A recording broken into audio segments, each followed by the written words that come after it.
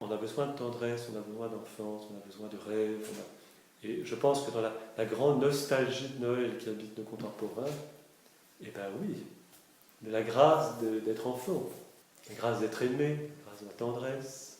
Noël est malade, on peut dire que Noël est malade aujourd'hui. Comment faire que le petit Noël redevienne un grand Noël, quoi? C'est des questions immenses. Je pense qu'il y a le fait que dans l'Antiquité, l'enfant intéressait peu pour lui-même. Ce sont les évangiles eux-mêmes qui ont rendu l'enfant intéressant.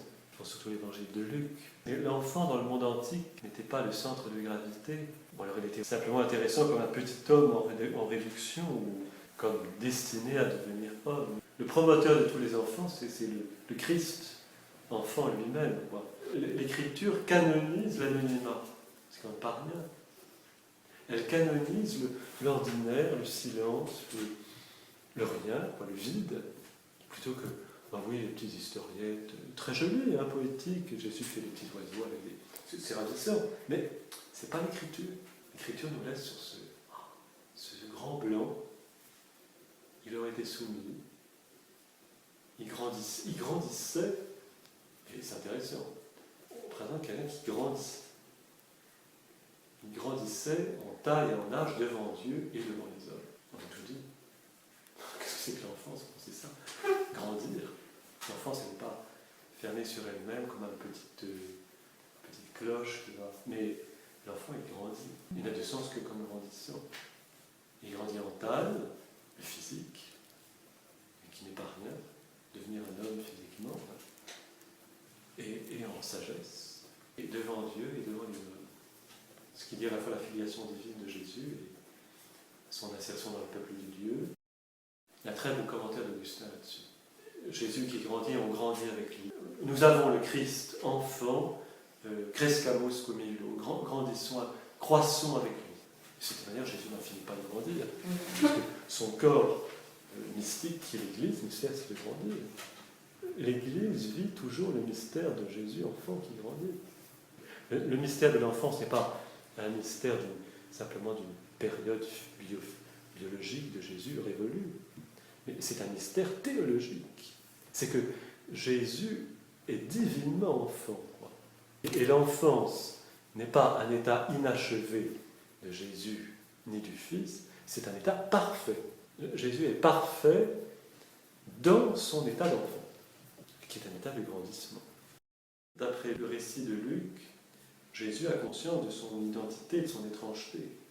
Ça, c'est très intéressant. C'est un enfant qui n'est pas comme les autres.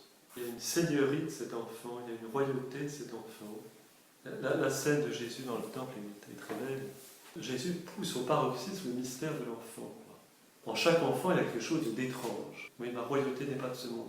Et quand on voit les enfants, ils sont autre part.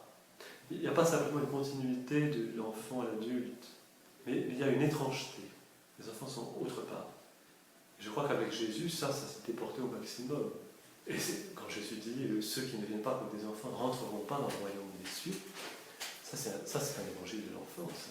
Donc, je crois qu'on a l'évangile de l'enfance, pas simplement l'enfance de Jésus, mais l'évangile de l'enfance se situe un peu partout. Du point de vue liturgique et pastoral, on a raté souvent quelque chose.